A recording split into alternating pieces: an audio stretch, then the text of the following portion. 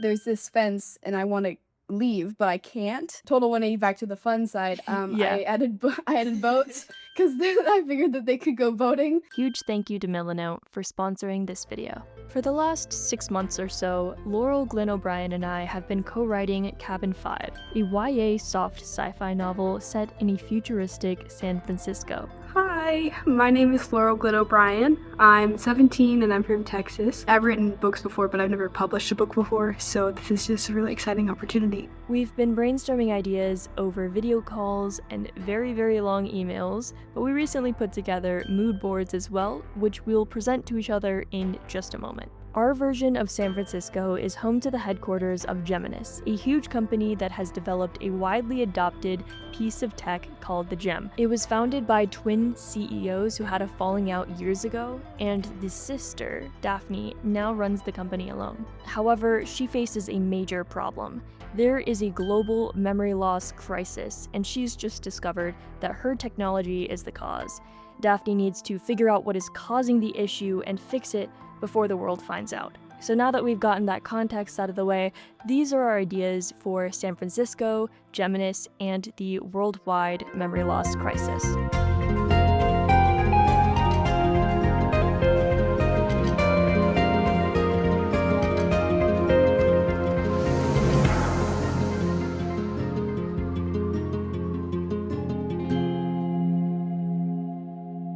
Can you see my mouse move? Yes, I can.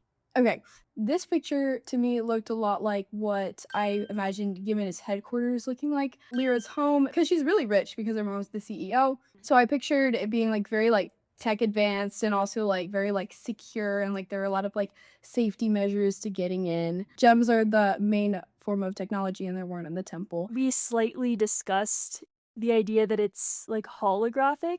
Yeah, we did. Yeah, I remember that. I think we also talked about potentially being able to control it with your brain, or like very quickly it like knows what you're thinking. So I don't know if it would be like this, in which there's like a hologram and you have to physically interact with it, or if it's just like all mental and you can just be staring and Yeah. go through the menu options. I like that. That's what I was thinking of in my head. Yeah. This was from a short film, like an animated short film called Best Friend, where it also interacted with the brain in some way, and it kind of shows how that goes out of control. But I was kind of thinking of something similar, except there's actually a lot of good uses for the gem. I think I also added this one with like the computers in the school, because we talked about how technology would like probably be implemented in like the school system and greatly change the way that the students learned. These are just some random esports pictures that I found online. I've been saying Geminus wrong this whole time. How have you been saying it? Because I wasn't sure how you were saying it. I don't know. Like I've never said it out loud before, but I think I've like Geminus, but that doesn't make any sense. I'll have to look that up because it's like a Latin word, so there's technically a real pronunciation for it. I mean, it would make sense because like I've been calling the gem in my head.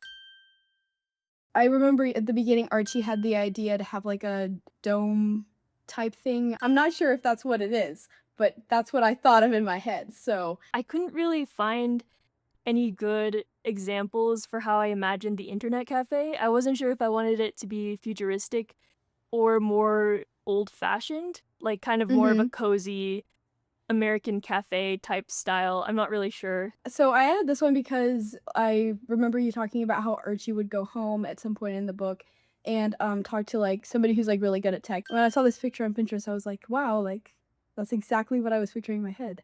I think I might have added that one. I was just trying to like visualize like with like pictures like what the city would look like and how like nature would be incorporated into that. I didn't know if it would be like 50-50 or if it would be more tech. I was kind of picturing it to be like maybe like 70-30, like a little bit more tech, but there's also a lot of trees. I like that. These were just some random pictures that I found on Pinterest. Since we established that the memory loss problem has been happening for quite some time, I feel like it would almost be somewhat normalized in a way, and there would be more posts like this on social media for, I guess, taking your memory into your own hands. I think that's everything on this board. Before moving on to the camp aspects of the story, I have some personal thoughts to share about Milanote, a tool for organizing creative projects. Milanote has made it so easy for us to create these mood boards and visualize ideas that we've only talked about in very, very long stretches of text. We were able to experiment with images, captions, and comments, and link everything together in a way that made sense to both of us. The collaboration feature is also seamless, which is really important to us because we're working on this book together, usually at different times, and we have to keep track of so many different strings of information and ideas. While the boards we made for Cabin 5 that are featured in this video are very image heavy, you can also use Milanote for text heavy projects as well. They even have templates built in for writers, such as character sheets and a handful of different story outlines. All you need to do is click a button to generate the template and fill in your own details. You can sign up using the link in the description to start your own creative project. Now, the next mood board you're about to see is for a camp that we've finally named the Rewilding Retreat, and it's where most of the book takes place. To recap, Daphne, the CEO of Geminus, knows that her tech is causing the memory loss problem, but she doesn't know why. In trying to fix the issue herself, she realized that in order to find a solution, she needs to test human subjects in a completely tech-free environment. Meanwhile, her twin brother Jasper has built an entirely different life for himself since leaving the team of Geminus. He now hates tech and has adopted a completely tech-free lifestyle. He dreams of starting a technology detox camp for teens called the Rewilding Retreat, but he doesn't have any money to get it started. Luckily, Daphne offers to fund her brother's camp under the condition that he run tests on the teenagers to help solve her problem during its runtime. Jasper agrees, and a total of 20 teenagers are sent from all over the world to attend the Rewilding Retreat. Among them are the two protagonists, Lyra, the daughter of Daphne, who doesn't want to go to her uncle's camp at all, and Archie, a boy who's grown up hating technology and is thrilled about the camp's philosophy. At the Rewilding Retreat, there are 5 cabins, and in Cabin 5, Jasper begins to run experiments for his sister without the campers' consent or knowledge. Over time, these experiments lead to all kinds of mental and physical side effects, one of which is even worse memory loss problems. The campers have no idea what is causing this, and a small group of them begin to investigate what Jasper is up to. Or do camp? I think I had way more ideas for camp, which makes sense because it's like a bigger portion of the book. Um, I feel like it just looks like a camp, so that was pretty easy to find pictures for. Yeah. And then I also found like a lot of like pictures of like bunks and fields to show just to show like that there is like a fun, like you put this label, but like that's so sure like the fun side of it. I was picturing like really cramped bunks, lots of quilts and like miscellaneous things like lying around. Walking through the bunks, it feels very like cozy, but also like kind of cramped. I like that. Depending on how the characters are feeling, it either feels cozy or cramped. I was kind of thinking, because we had the idea of this other character, I'm blanking on the name, Griffin, right? Griffin, yes, Griffin. Kind of secretly investigating on his own and coming into the picture later on. I don't know, I thought it'd be interesting if he had like a hidden area somewhere in the bunkers with a lot of notes that he was gathering and writing. I was also thinking that a lot of the characters start to communicate through notes. They're in a group setting a lot, and so to communicate privately, they like share notes or pass them between bunks. I'm not really sure. But I kind of feel like there would be a lack of privacy at the camp. I think that there would be like a creek nearby, or also like a lake. They like spear a fish at some point. So I added a lot of pictures of like fish. I think I added that one. I don't know if I added that one. Whenever I go into lake, that's all I'm thinking about is that there's like a fish there. Yeah. So I feel like I don't know. Oh. I think I added this bike riding thing because bike riding would not be taught in that society any longer because, you know, like they probably don't even know how to drive is what I'm picturing in my head. Like Yeah, they don't know how same to here. drive. They don't know how to ride bikes because it's all just like controlled by machines and they don't need to learn how to do that. So why would they waste their time doing that? But at the camp, like they're obviously like backtracking and they're like going back to how things used to be. So I thought would be really funny to show because usually you learn to ride a bike when you're like 5. And I feel like if I learned how to ride a bike right now, I would be really, really frustrated by that. Yeah. No trespassing because we talked about there's a fence surrounding the entire camp. We could add like a couple of scenes where it's like creepy vibes where they're like, there's this fence and I want to leave but I can't, and they're just like looking at all these signs and like trying to figure out how to get out. Total 180 back to the fun side. Yeah. I added boats because I figured that they could go boating at some point. And then hiking boots because I figured like, you know, like they're in nature. I mean, we even talked about them like growing their own food, so I figured that would be like a pretty big part of the camp is just like being in nature and like I don't know, like being one with nature vibes.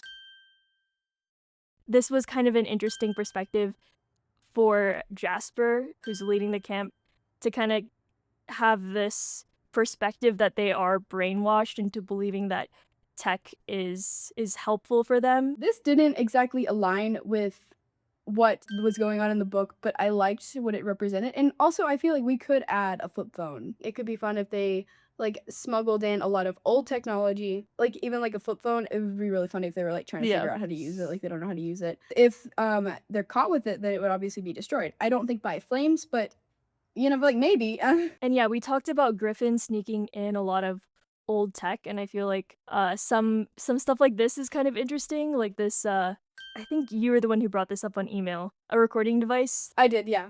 I like that photo. I think I added this picture. I like I the think idea so. of there's like a couple of these where there's either like lights cutting through darkness or I think somewhere there's like a silhouette of a guy on a I might have hill. moved that one. Wait, Oh, this there. one. Yeah. Yeah. A lot of the book is going to happen at night. There would probably be a lot of like real vehicles, like trucks that they're not used to seeing. So that would probably be a little bit like jarring if they see like their headlights cutting through the trees or they're like using a flashlight to like look through the trees to figure out like what was the sound that they heard. Lyra has my character has like a history of eavesdropping, so I feel like a lot of those scenes she's going to be like walking through the forest and listening for things that she's definitely not supposed to be hearing. In the beginning, they would be kind of curious about why they were chosen for the camp because they were all, I think, for the most part invited. And then as the story goes on, it would become a little bit darker, like that question of why they were chosen for rewilding. Okay. Oh, Well, yes, the trees. The trees.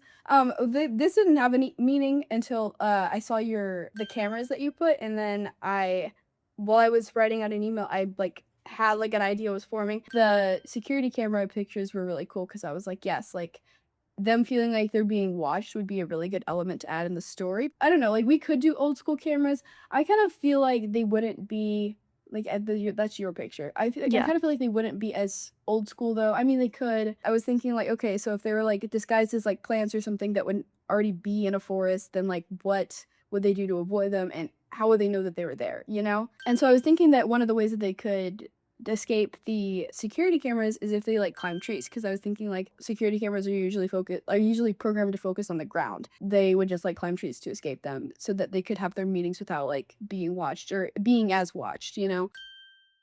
We had kind of played around with the idea of the cabin 5, where they had the experiments being the only one with electricity, and then we scrapped that so that they all had basic electricity. But I was still thinking about the idea of maybe having it be the most modern looking cabin or like the largest cabin or something, and maybe there's certain parts, not the part that they see, but maybe there are parts of the cabin that are more high tech and have like these creepy hallways or something. Just because I was thinking it's technically a lab, like something like this was kind of interesting. And then I think I agree with you now, like once we incorporate the security cameras, they would probably more likely be Geminus tech, less obvious like this. They are able to manipulate their memories and then at some point erase memories. I like this little quote about having unclear memories, but the feeling's still there.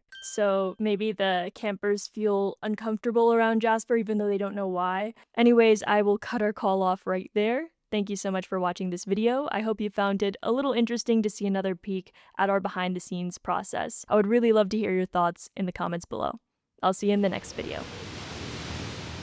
Get lost.